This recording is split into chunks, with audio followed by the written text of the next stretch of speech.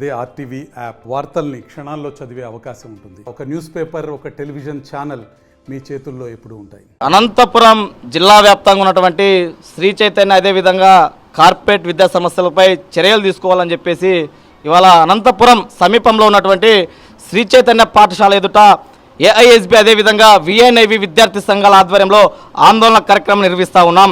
మరి ఇవాళ అనంతపురం జిల్లా అంటే ఒక కరువు జిల్లా, ఈ విషయం ప్రతి ఒక్కరికి తెలిసినటువంటి విషయమే. మరి ఇలాంటి జిల్లాలో ఇవాళ ప్రభుత్వ నిబంధనలకు వ్యతిరేకంగా వేలాది లక్షలాది రూపాయలు వసూలు చేస్తున్నటువంటి శ్రీ చైతన్య పాఠశాలని సీజ్ చేయాలని చెప్పేసి ఆల్ ఇండియా స్టూడెంట్ బ్లాక్ అదేవిధంగా ఐక్య విద్యార్థి సంఘాలుగా డిమాండ్ చేస్తూ ఉన్నాం. అదేవిధంగా ఇవాళ ఏదైతే ప్రభుత్వ నిబంధనలు ఉన్నాయో ఫీజు పెంచాలంటే ఇవాళ విద్యార్థుల సంబంధించినటువంటి పేరెంట్స్ని కమిటీ ఏర్పాటు చేసి జిల్లా కలెక్టర్ గారి ఆదేశాలు తీసుకొని ఇవాళ ఫీజులు పెంచాలని చెప్పేసి నిబంధనలు ఉన్నప్పటికీ కూడా మరి ఎక్కడ వీళ్ళు పేరెంట్స్ కమిటీ ఏర్పాటు చేశారు, జిల్లా కలెక్టర్ గారితో ఎక్కడ పర్మిషన్ తీసుకొని ఈరోజు ఈ యొక్క వేలాది లక్షల రూపాయలు ఫీజులు వసూలు చేస్తున్నారని చెప్పేసి శ్రీ చైతన్య కళాశాల యాజమాన్యాన్ని ప్రశ్నిస్తూ ఉన్నాం. అదేవిధంగా ఇవాళ వివిధ కోర్సుల పేరుతో సిబ్యాచ్, టెక్నో, ఐకాన్ అని చెప్పేసి కేవలం ఈ కోర్సుల వల్ల ఫీజులు దోచుకోవడం కోసం ఈరోజు ఈ కోర్సులను ఏర్పాటు చేశారు. విద్యార్థి తల్లిదండ్రులారా మీరు గమనించాలా, ఇవాళ సిబ్యాచ్ అని, ఐకాన్ అని, టెక్నో అని కేవలం ఈ కోర్సులో ఫీజుల కోసమే ఏర్పాటు చేశారని చెప్పేసి విద్యార్థి తల్లిదండ్రులకు తెలియజేస్తా ఉన్నాం.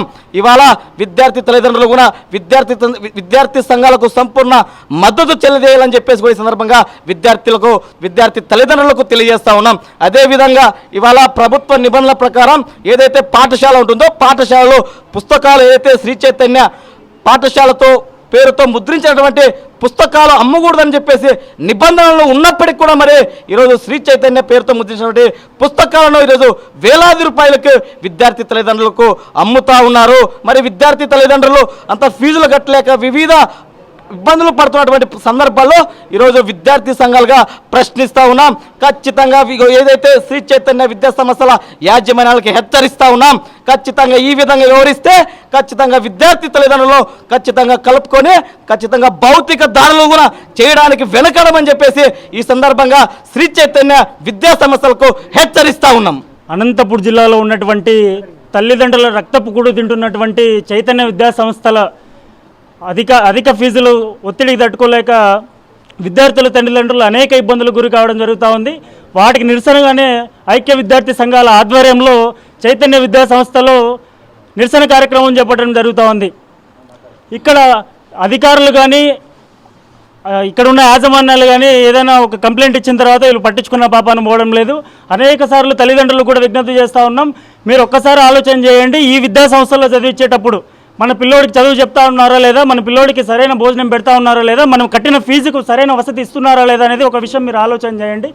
మేము కూడా తల్లిదండ్రుల కోసం విద్యార్థుల కోసం అనేక పోరాటాలు చేస్తూ ఉన్నాం 8 సంవత్సరాలుగా.